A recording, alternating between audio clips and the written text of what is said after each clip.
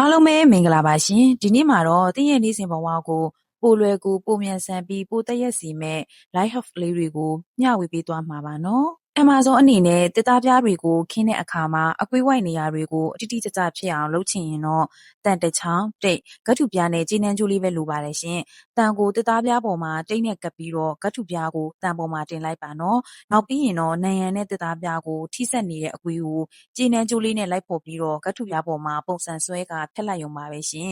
အကွေးအဝိုင်းနဲ့ကွက်တိကြတဲ့အခါမှာတော့တစ်သားပြားကိုအလွယ်တကူရရှိနိုင်ပါပြီရှင်တစ်ခုကတော့တောက်ရည်တန်ပလင်းရဲ့အပေါ်ပိုင်းဖြတ်ထားတဲ့အစိပ်ပိုင်းလေးကိုမပြစ်လိုက်ပါနဲ့နော်အနှဲငယ်ဖြတ်ပြီးမီးချစ်နဲ့အပူပေးက60ဒီဂရီလောက်ကွေးလိုက်ရင်အသုံးဝင်တဲ့ပစ္စည်းညှက်ကလေးလေးတစ်ခုဖြစ်သွားပါမယ်ရှင်နံရံမှာဝက်ဥနဲ့တထားလိုက်ရင်ကရိယာလေးတွေကိုကြိုးလေးတွေနဲ့စနစ်တကျသိမ်းဆည်းလို့ရပါသေးတယ်နော်နောက်ပြီးဖုံးအားသွင်းတဲ့အခါမှာဖုံးအားမဝင်တာအတန်တိုးနေတာမျိုးတွေဖြစ်ခဲ့ရင် PK ဒါမှမဟုတ်ဝါဖက်လေးကိုအားသွင်းပေါက်တွေကိုဖိထည့်ပြီးထုတ်လိုက်ရုံနဲ့ဖုံမုံတွေကိုအလွယ်တကူတန့်စင်ပေးနိုင်မှာပါနော်တစ်သားတောင်ကျိုးစက်ကြောင်းတွေကိုတိတိကျကျလုပ်ချင်ရင်တော့ A4 စာရွက်တစ်ရွက်ရှိုံနဲ့လုံလောက်ပါတယ်ရှင်စက်ကူကိုခောက်ပြီးတောင်ကျိုးတိုင်းကိုတိုင်းတာလို့ရတယ်လို့မညီမညာဖြစ်ရင်စော့ပန်နဲ့နန်းကျိုးကိုသုံးပြီးတော့အလွယ်တကူပြန်လည်ပြုပြင်နိုင်ပါတယ်ရှင်